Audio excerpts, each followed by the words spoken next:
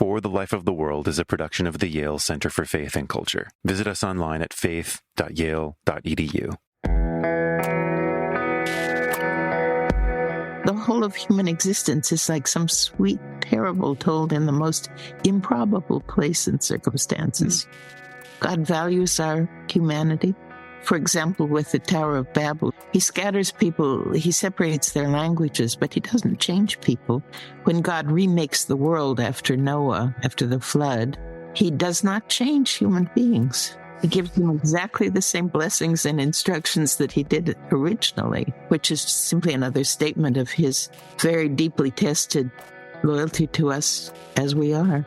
If you think of that scripturally, it is true that God conserves the self, that people sin and so on, but they are not intruded upon by God to make them incapable of sin, because if they could not do wrong, they could not act freely. I think that the fact that they are recognizably flawed creatures is what that reflects is the grace of God. He is enthralled by these people that must have been a fairly continuous disappointment. We have to understand humankind better, I think, in order to understand what overplus there is in a human being, that God loves them despite their being so human. This is For the Life of the World, a podcast about seeking and living a life worthy of our humanity. I'm Evan Rosa with the Yale Center for Faith and Culture. If you've read Marilynne Robinson's fiction, you'd know how influenced she is by scripture and theological tradition. The author of Gilead, Lila, and Homecoming, and others, not to mention her plentiful essays, she has this wonderful way of pulling back what she would call the veil of insignificance that drapes over her ordinary characters to reveal astonishing grace and lives invested with meaning and beauty. In 2011, she wrote an essay for the New York Times entitled, "What Literature Owes the Bible." The piece begins, quote, "The Bible is the model for and subject of more art and thought than those of us who live within its influence, consciously or unconsciously, will ever know." Showing her appreciation of the pervasive influence of the Bible, she concludes this essay suggesting, quote, "In its emphatic insistence that the burden of meaning is shared in every life, the Bible may only give expression to a truth most of us know intuitively. But as a literary heritage or memory, it has strengthened the deepest impulse of our literature and our civilization." Now, over a decade later, she's released her latest work of nonfiction, Reading Genesis. And in today's episode, Miroslav Volf welcomes Marilynne Robinson for a discussion of this biblical text, its significance to her, and its significance to humanity. Together, they reflect on why she took up this project of biblical commentary and what scripture and theological reflection mean to her, how she thinks of Genesis as a theodicy, or a defense against the problem of evil and suffering, an appreciation for the grace of God throughout creation, the question of humanity's goodness, how to understand the devastation of the flood narrative, the relationship between divine providence and working for moral progress, and much more. Thanks for listening today. So, Marilynne, it is so good to have a chance to talk to you. I've been hoping and looking forward to talking to you about your new book. It's a really wonderful book, I thought. Like much of your writing, marked by this amazing depth. Thank you for being willing to be here with me, talk with me about it on this podcast. Some readers prefer you as novelist, other readers prefer you as essayist, and I'm fond of both. But Reading Genesis is in neither of these genres. It's a special kind of Bible commentary. Why did you write the book? Well, I've been interested, of course, in theology and scripture for many years. And I felt that the book of Genesis is enormously important. It establishes so many of the primary terms for the whole worldview of the Bible, and it seemed to me as if it were being read and had been read since the middle of the 19th century in a way that disrupted and diminished its significance, and sort of undermined foundational ideas that had repercussions through the whole of the Bible. And having done literature for years and years and so on, when I read it, I couldn't help feeling that it was so available to being read as a very beautiful ancient literature.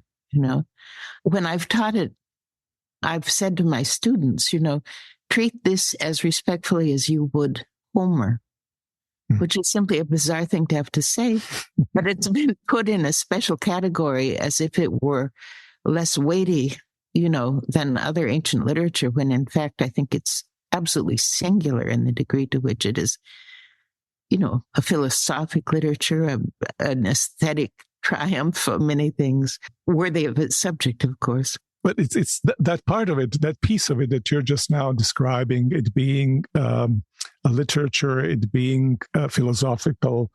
You start the book by stating the Bible is a theodicy, and obviously the startling sentence at the very beginning. And when I read the Bible, obviously everybody when reads their Bible, they encounter stories there, and one senses theology pulsating through those stories. What would you advise a person how to approach the Bible? What would you tell me how to read the Bible so as to honor it as literature and take it seriously as theology? These two sometimes seem to push in different directions. I suppose that I'm eager to make the argument that they don't push in different directions. I think that, when I read Genesis, I feel as though I'm reading something that is very modern, in the sense that modernity is very much influenced by it, by which I mean the whole period of the vernacular literatures, people writing in English and German and so on, that the text was very important. And for them, of course, that goes without saying, and that the modeling of character, the use of detail, the use of the sort of rhythms of narrative and so on, I think you can feel them in Western literature. And it's like literature is not a secondary category to be retrojected onto the text, but I think it's something that grew out of the text, and therefore is a very legitimate way to look at the text again. Obviously, the book is singularly your own. I haven't read a book. I've read a lot of books on Genesis, but I haven't read one like yours. So it's yours. What were your influences in writing the book? Or put slightly differently, how does your love and knowledge of, too, Calvin and Luther shape your readings, if at all?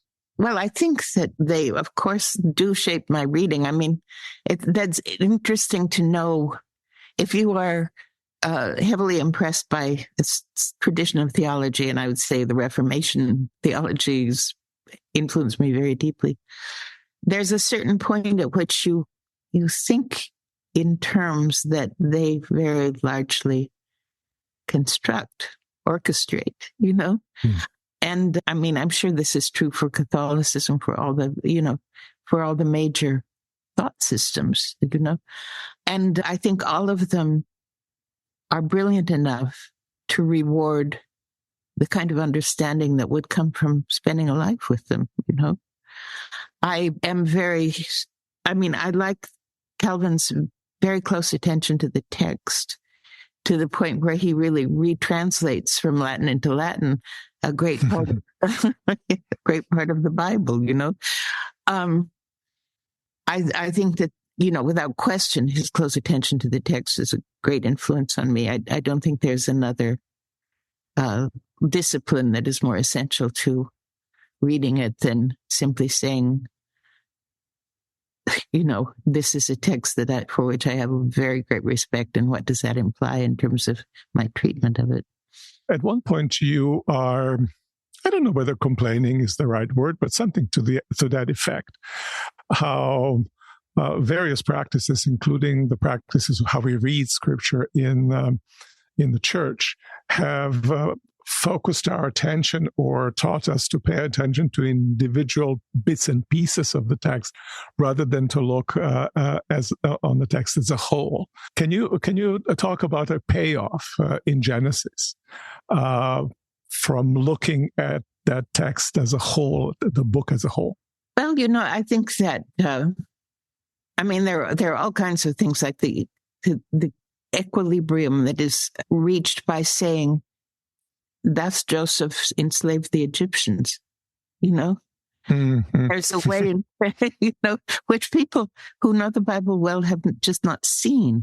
It's just there in the text, but their eyes pass over it, But the impulse of the Bible is always to complicate judgment, always, And so in preparation for the exile, we have, the destruction of individual freedom on the part of Joseph.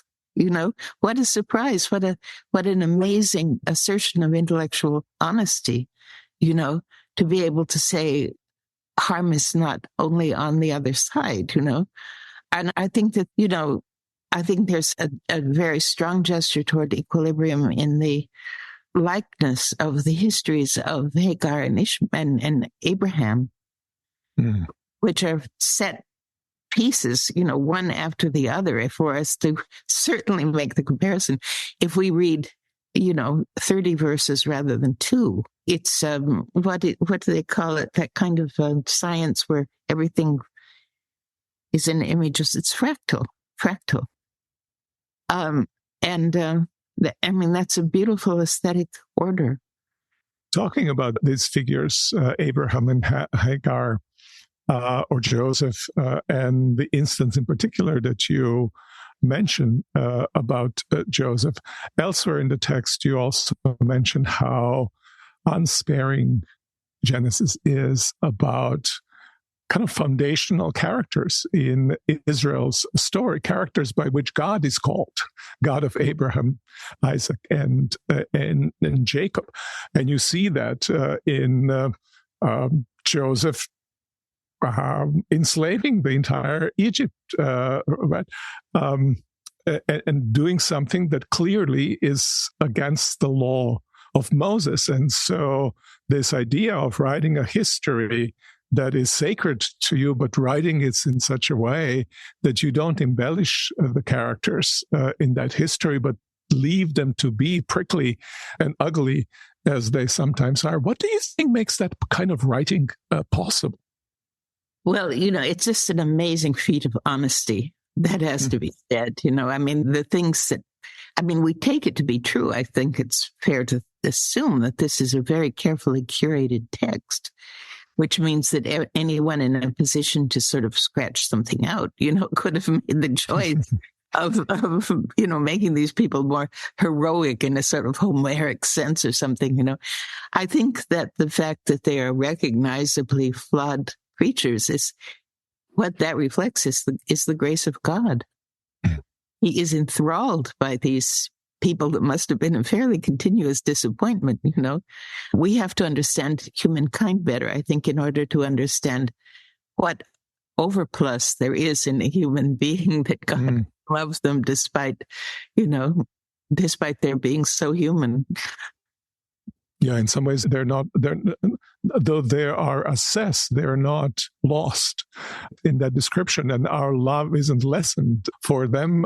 It's just made more human, I take it. And, from the point of view of ourselves, they're the greatest hope we have. Exactly. I was struck also by Isaac and Rebecca. I don't think I ever sensed kind of as much weakness in Isaac as comes very clearly, I think, very clearly through in your text. And then there's this incredible strength that's going against the tradition, against the expectations of Rebecca. And that, too, in a sense, is a kind of unsparing way to portray both of them. Yes, indeed. And again, Jacob, too, it's an amazing little theater of domestic dysfunction, But the point has to be that God is faithful to the covenant. And that's why the covenant survives the fact that it seems continuously to be slipping out of the hands of the people to whom it's literally entrusted, Do you think it has something to do? As I was reading it, it occurred to me, I don't know whether I can justify it, but it occurred to me I mean, it must have been awful for him to be carrying that wood up to the top of Mount, and that God must be a terror to him. Indeed, that's how God is described in relationship to him, and a kind of timidity that might, an insecurity that might cause. It seems that it kind of radiates throughout his life. Yes, poor Isaac, who, I mean, or he could just be a plain old disappointing child, you know. It could, yes. Yes. He doesn't seem to impress his poor bride very much or anything. No. But, you know, I think that, I mean, you know, child sacrifice was much more common than we think it would have been. You know, I mean, it was a central function of the state, you know. And even in the New World, Mayans apparently sacrificed children and so on, you know. And so, you know, this narrative is addressing very strong impulse in people. What in the world would make the Carthaginians destroy the children of aristocratic families, you know, the male children? I think, you know, the point of it, the parable quality of it is to say, I don't want your child. You know, you might feel as if the willingness to sacrifice him is the ultimate statement of piety, that a Carthaginian who kills his child is more faithful than a Hebrew that would refuse to, you know. Mm. But he's saying, yes, I see that you would go to that extreme of loyalty, but I don't want you to. You know, there's a ram in the bushes, you know. Maybe this is a good point at which to ask about the very first sentence in your book. The Bible is a theodicy. And then you describe a meditation on the problem of evil. Now, theodicy is also kind of a defense of God. Mm-hmm. But what kind of a defense of God do you think, or do you imagine Genesis is? Kind of none of the usual ways in which we seem to construe theodicy kind of fits really well. What did you have in mind? Well, you know, one of the things that's fascinating about the Hebrew Bible is that it declared and was loyal to the fact that God is good and creation is good, you know. And when you look at surrounding literatures and classical literatures and so on, you know, it's a very different thing, you know. I mean, even to the extent that when they are relatively humane, it's not the idea that the nature of God is good and is saturating all being with goodness in the way that, you know, we get in the beginning of Genesis, you know.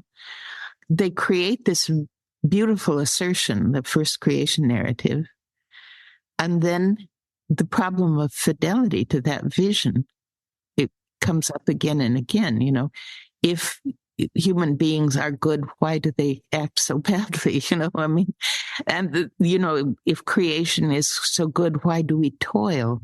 You know, why is labor, you know, painful and so on? And so, you know, if you set up the original donne, you know, that everything is good, sacredly blessed as being good, then you have the world to account for, you know. Mm. And I think that a lot of the problem is taken in hand by the fact that God values our humanity. You know, that, for example, with the Tower of Babel, you know, he scatters people, he separates their languages, but he doesn't change people, you know. He simply, in a way, sort of takes the weapons or the tools out of their hands, you know. And that's characteristic also. I've been thinking about how many things there are in biology and so on that basically conserve the self. And you can find even in ancient writers this awareness that intrinsically a human being has to change over and over again, even while retaining the same age and appearance and, you know, so on. And, you know, which means, if you want to speak, you know, teleologically, that there is a great deal at work that defends the existence of the self, you know. I mean, there's redundancy in the brain, you know, something damages one half, the other will find a way to compensate and so on, which is just amazing and really inefficient from the point of view of a sort of Darwinist view, And I think that if you think of that scripturally, it is true that God conserves the self, that that people sin and so on, but they are not intruded upon by God to make them incapable of sin. Because if they could not do wrong, they could not act freely. As I was reading, it occurred to me to compare what you are doing with what Dostoevsky has done in Brothers K, in particular with how Zosima approaches the whole problem. Now, obviously, in this conversation between Alyosha and Ivan, the problem of the kind of the world and life in the world as it is set up, and there is a kind of rebellion against life, and that ends up being a kind of a mode of abandoning God who creates such a world. And if I read it rightly, or at least that's how I've come to think of it, I've come to think of Zosima's response not being at the level of what was classically described as a defense of God, but at the level of urging alternative form of practice and motivating something like affection for the world, kissing the earth, every grain of sand, asking apology from the birds, and so forth. And so there is this a kind of modality of relating to the world in love, which then makes it possible to read the world in a certain way in relationship to God.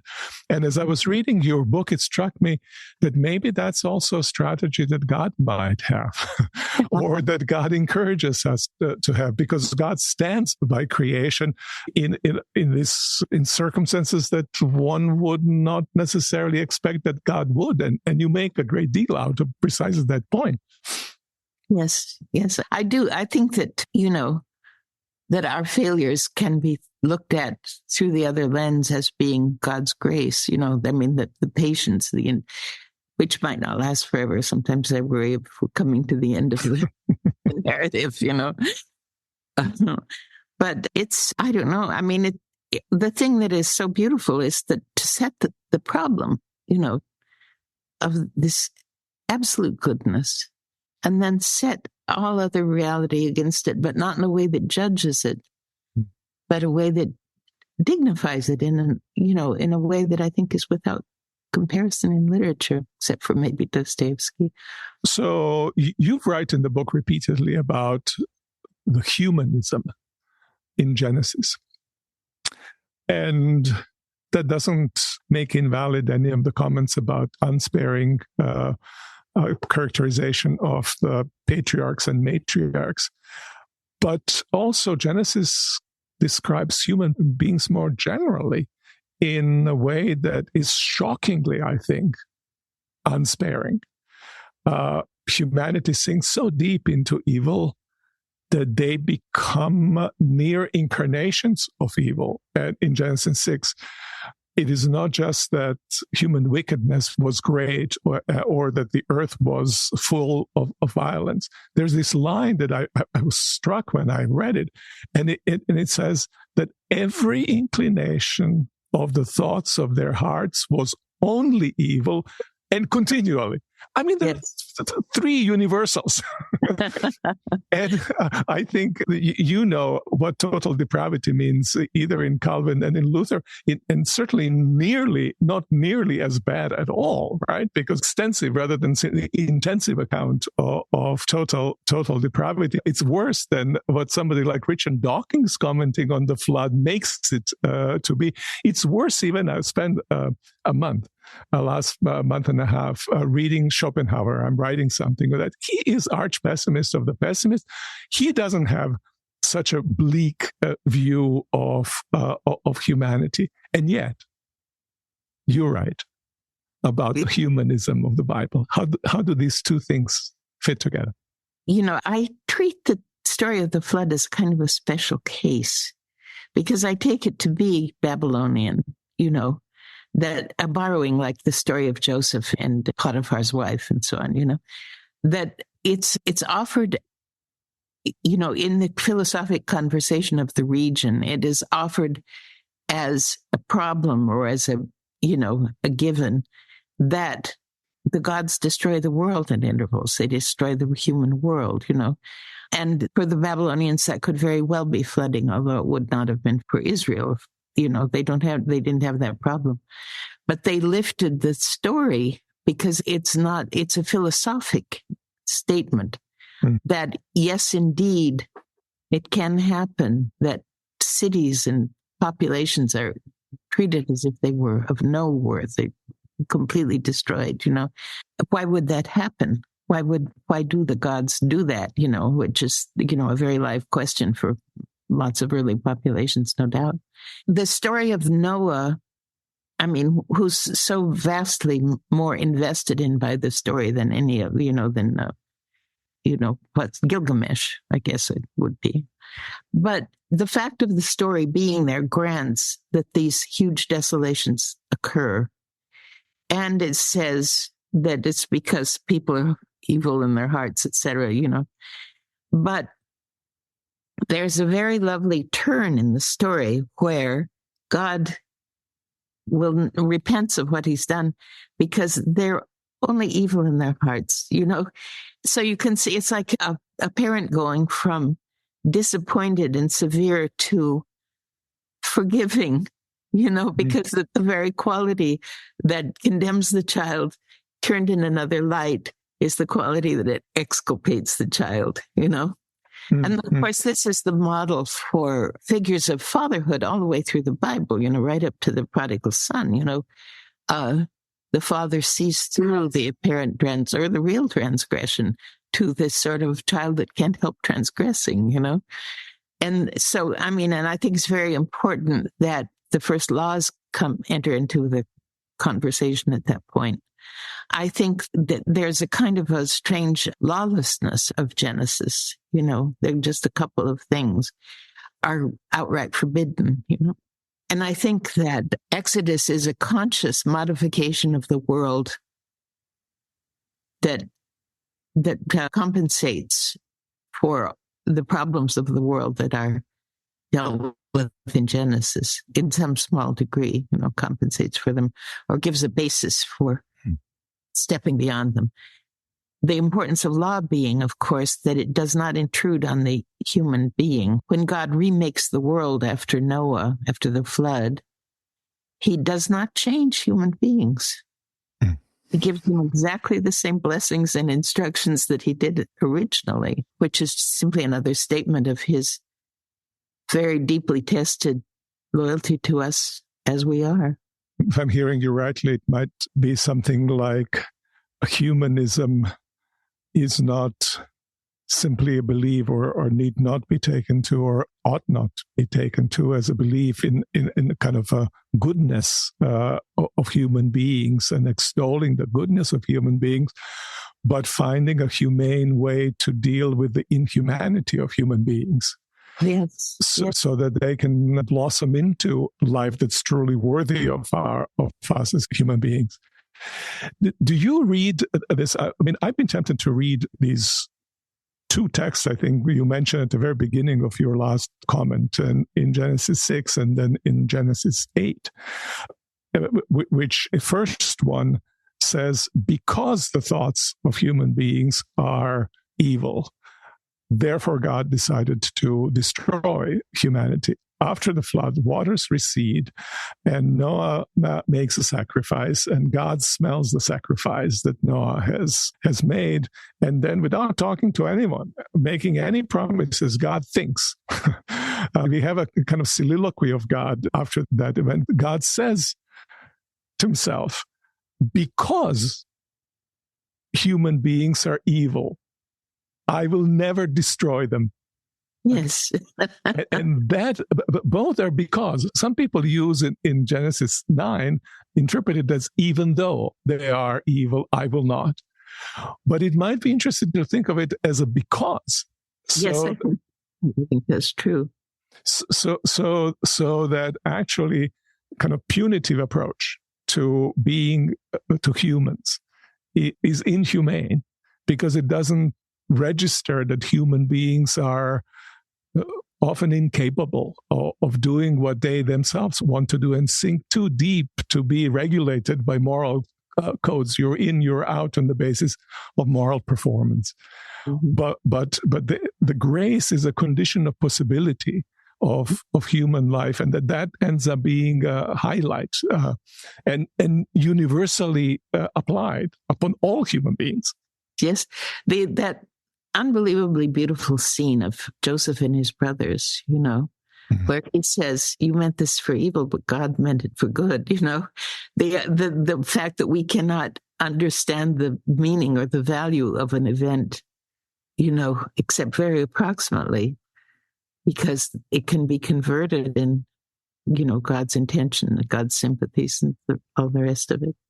I'm very sympathetic to your reading of the story as a kind of hypothetical, rather than as statement of fact what actually has happened. I think in one point you write, it's a term in an argument. Story as a term in an argument, which seems plausible, and I would like to believe that's true.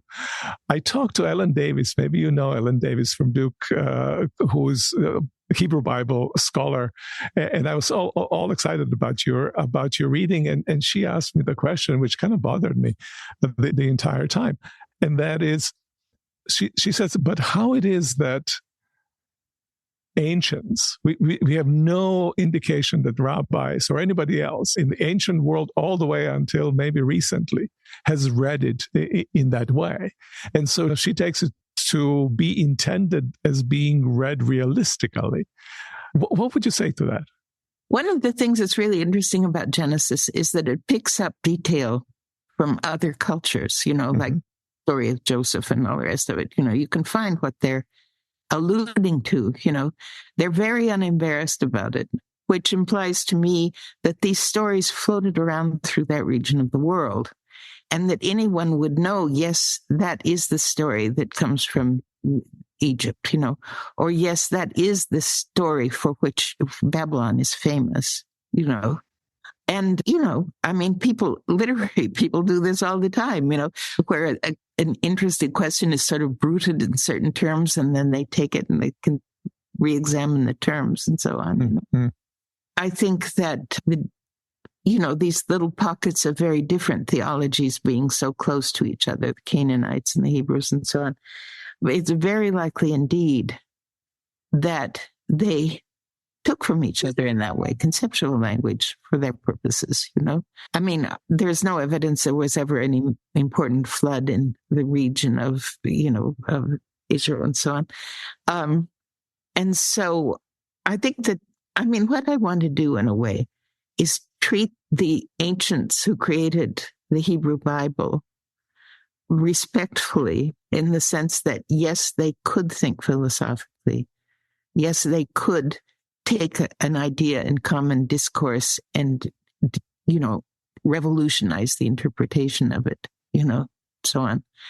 And of course, that goes to all of these ancient societies, that they weren't just blowing smoke, they were actually talking about things from which they could draw great meaning about what human beings are and what time is and all the rest of it, So obviously I decided to write on the basis of what I took to be true. I'm perfectly willing to stand by that. We all know that this is a very mysterious area that we're all delving in, But the fact that the flood and what follows it is treated more as naive than most parts of even a very badly condescended to book are treated as naive, And I think that simply has to be wrong, especially because what is a greater question of theodicy than the fact that populations are wiped off the face of the earth every so often? It must have been so common in the ancient world with plagues and wars and all the rest of it. I was thinking also along the lines that you are now kind of taking or explaining your position. I was thinking also that this very description, that with these three universals, every human, every thought, all the time, evil. Have you ever met a person like that? I don't know, because frankly, I might have a very poorly informed notion of what evil amounts to. But still, I mean, on whatever account of evil, presumably something deserving a punishment of the sort that's being, in the context of the story, meted. In even any account of that evil, it seems to me that human beings are always some kind of a mixture. Or put the other way, if there were actually such beings, they may constitute exception to the original goodness, right? Because there's every single thought of heart, every moment is evil. That strikes me as a hyperbole, right? So in that sense, a hypothetical term in the argument would be a very good way to describe human beings. Yes. And also, I mean, I believe that the books of Moses are attributed at least to a school that could be called Moses, that Genesis is a preparation for Exodus, because the solution to human wickedness, which nevertheless does not violate human nature, is law. You can obey a law or you can reject a law, but it exists and you are free in relation to it.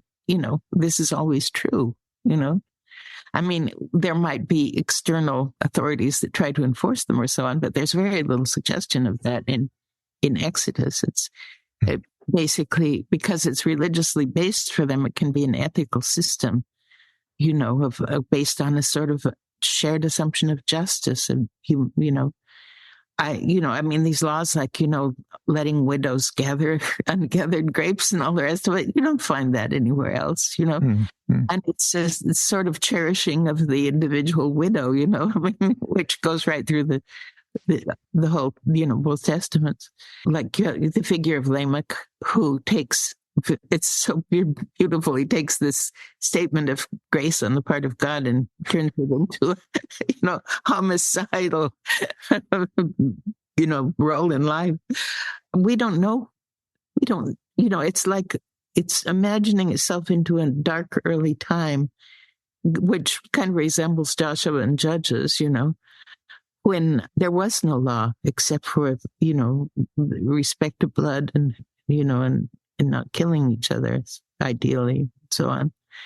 So I think that we don't know what the world would be like as they imagined it with given human nature and lacking, divine instruction. I love the contrast that you made. Oh, by the way, back to what you said about trespassing and widows. I love this comment that you made about interpreting "forgive us our debts," or generally the idea of debt as trespass. And then the example that people were actually given permission to trespass. What's so sacred about not trespassing? It costs you nothing. I love that. I also love the contrast that you draw between account of human beings in Babylonian literatures and Genesis in terms of the use of human beings, that human beings were created to relieve the gods of hard work and toil. And when they are troublesome enough that they disturb siestas of gods, they can be also gotten rid of, because their sole purpose is to relieve gods of work. And then, in contrast to that account in Genesis, not of the use God makes of people in this sense, but of the moral purpose that God has for them. And that ends up being almost like a purpose, moral purpose of humanity. How would you describe that moral purpose? Well, I think that God cherishes human beings. I mean, that wonderful scene, completely opposed to everything Babylonian. I mean, in terms when he stands with Abraham and says, "Look at the stars." Think what the stars must have looked like then, when there was no ambient, problem. Yeah. And what God is seeing is human beings, lives that will unfold, infinite, uncountable numbers of them, And the idea that for Abraham, but certainly for God, the mere fact of the existence and the innumerable masses of human beings is a delight and a reward, exceedingly great reward, actually. And I mean, it seems to me as if God's care and enthusiasm and so on is for us, people. And the instruction that we can draw from that is we got to look after people. And of course, this sort of passive welfare system of, yes, you can go through and glean whatever was left behind and all this kind of thing, beautiful, beautiful thing in antiquity. And, we would have to retool that to a certain extent. But I think that if we wanted to draw ourselves closer to what God would choose as moral, it's certainly care for other human beings, just on the assumption that God is delighted by the thought of them. Yeah, the beautiful and kind of intrinsic value that they have as a good creation that ought to be honored. And it's very contemporary, this contrast between moral purpose and use. In many of the instances, we have sometimes innocent, but nonetheless real mutual use of each other. That crosses the idea or doesn't honor the idea of actual moral purpose and intrinsic value of the individual person. You've got a phrase that I have pondered after I read it, and that at one point, I'm not sure even where it is, you speak of roaring cosmos. And I'm not sure whether I'm going to give it now the right take, but what it made me think was of modern atheism. And modern atheism seemed to be fully formed, not when the existence of God is simply denied in the name of, say, dignity of humans and freedom. Somebody like Karl Marx might be a good example of that. But when the cosmos is seen only as kind of roaring cosmos, roaring in some ways chaos. And then we don't see it as in any way guided by providence. Nietzsche does that in one of the comments in Joyful Science, when he talks about kind of sturdy atheism of Schopenhauer, because he has seen that there's no space, unlike Hegel, he has seen that there's no space for providence. There are only these powers that are there at play, and moral purpose of humanity has simply dropped off. And both he and Schopenhauer and Nietzsche conceive of human life as being in this little boat in a raging ocean. And that's what one has to deal with. I always think about Jesus in the boat. Maybe that's where they got that with the storm raging. But one of the key things that you do in the book, you kind of trace the providential purpose that God had with creating humanity and with calling also Abraham. God is there much involved, and in ways that are unto us. Yes. Almost it seems like it isn't providence until you see that it is. Yes, exactly. The moment when Joseph sees that, God meant well. And I think that, the standing point of human beings looking back over this fantastic experience we've had, much as we've marred it. But I think a lot about the fact that there's a sense in which we never left Eden, because Earth is so unlike everything around it. Everything that we can know is existing as far as we can see in any direction, And granting there are huge, 95% of the mass of the universe we don't know how to describe and observe and so on. But if you think about what we know, about solar flares and, that this sort of complete indifference to the idea of the preservation of anything, it's like what I was talking about before of the preservation of the self, and here we have this preservation of being in this cocoon of atmosphere, and in memory and in language and in, all these things that are completely anomalous over against anything that we can know about non-Earth, Yeah. And so, I think it's in order to understand our circumstance, in order to understand creation, we have to be aware more aware than we are of how many things of a kind of arbitrary, solicitous nature allow anything like what we consider, even the fact of generations, the fact that people can be enumerated, like that when, everything else in the universe is just, flares and expungements and, black holes, of course. That, the whole of human existence is like some sweet parable told in the most improbable place and circumstances. The idea that in a world as made as this is, where so many conditions are met, about carbon and everything else, it is not inappropriate, I think, to imagine God active in it, at his will, as he wishes, But I do think that that God's most amazing creation is a creature that is almost out of his control. Very nicely put. Out of creatures' own control and God's as well. Exactly. It must be more wonderful than we know. That has to be the starting place. So I've just finished reading Charles Taylor's new book, and he writes those huge tomes. And it's called Cosmic Connections, Poetry in the Age of Disenchantment.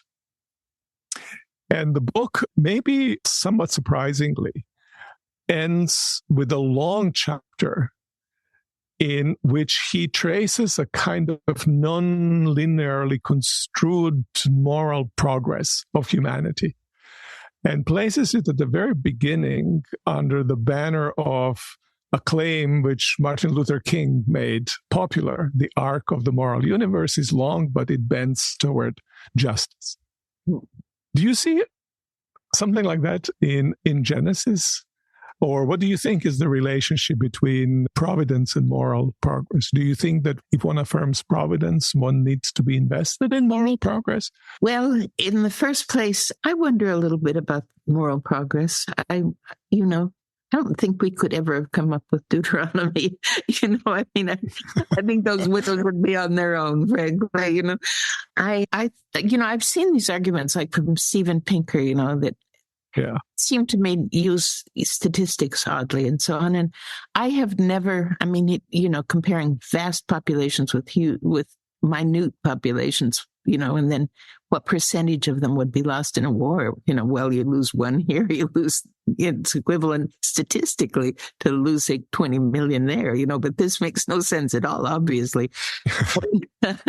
In any case, I think that we always have to be aware that we are sheltered from the reality of our own choices, and that in many ways, ecologically and militarily, and God knows how many other ways that are simply shortcuts to profit that will have terrible long-term effects or whatever, we're those privileged people who can conceal from ourselves the actual consequences of what we do or what we allow. And they are terrible things, and we are, I don't know, forgetful of them or hardened against them, but I've been reading about artificial intelligence lately because people keep asking me about what I think of it. So I thought I better think of it, but they know that if it succeeds, if it doesn't run to its own limits and so on, that it has the potential for being unbelievably destructive.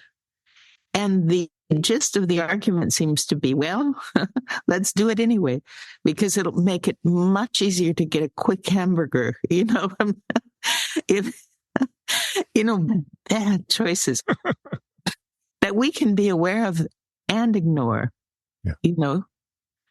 how much have we ransacked the rest of the world, using Europe and India and certain China as this sort of privileged group, The rest of the world has to provide us with lithium and all the odd things that we need for this weird reality we're creating.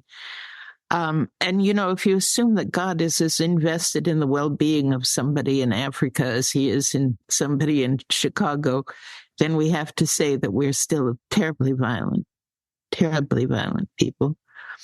Yeah. And terribly blind to our violence.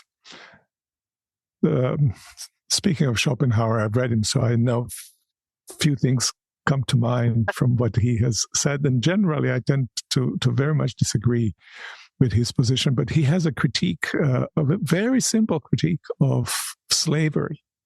And he says, well, just to have our sugar a little bit cheaper, we enslave millions of people. Just to get our iPhones for a few dollars cheaper, little children are slaving in the mines. Yeah, exactly. And that seems, and it doesn't, well, we say it and it leaves no impact in terms of transforming the ways in which societies function. So I always think also talking about moral purpose, I tend to think that, say, certainly New Testament had more of an apocalyptic vision rather than a progress vision. It doesn't necessarily conflict with the idea of providence. To the contrary, I think it's very clear that through the end, just read Book of Revelation, through the end, God is in control. But in the end, it ends up being rather nasty world. Yeah, yes, indeed.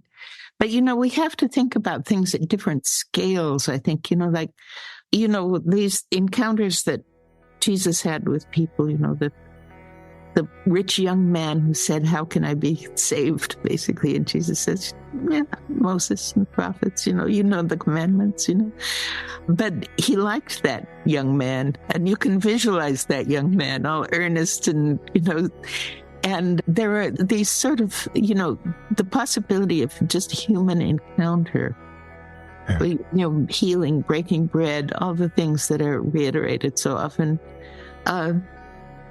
If you think, you know, those could very well occupy a different scale in reality than we are aware of, and therefore displace to a certain extent the very disturbing things that we are aware of. From your mouth into God's ears. Yes, indeed. Yes, indeed. Marilynne, thank you so much for this time. It's always a beautiful thing to have a conversation with you. I've enjoyed it very much. I appreciate all your thoughtful words about my book.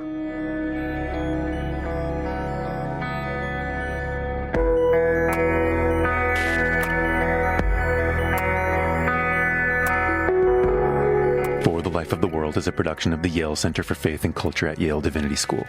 This episode featured Marilynne Robinson and Miroslav Volf. Production assistance by Emily Brookfield. I'm Evan Rosa, and I edit and produce the show.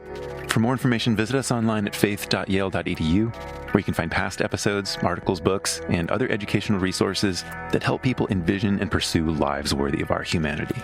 If you're new to the show, remember to hit subscribe in your favorite podcast app so you don't miss an episode. And to our loyal supporters and our faithful listeners, would you help us out by telling a friend about the show, sharing an episode, maybe this one? Here's some ideas for how to do that. First, you could hit the share button in this episode and send it as a text or an email to a friend, or you could put it in your social feed. Second, you can give us an honest rating in Apple Podcasts and let us know how we're doing. Finally, you could write a short review of the show in Apple Podcasts or Spotify.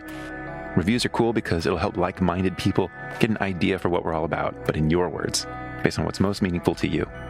Thanks for listening, friends. We'll be back with more soon.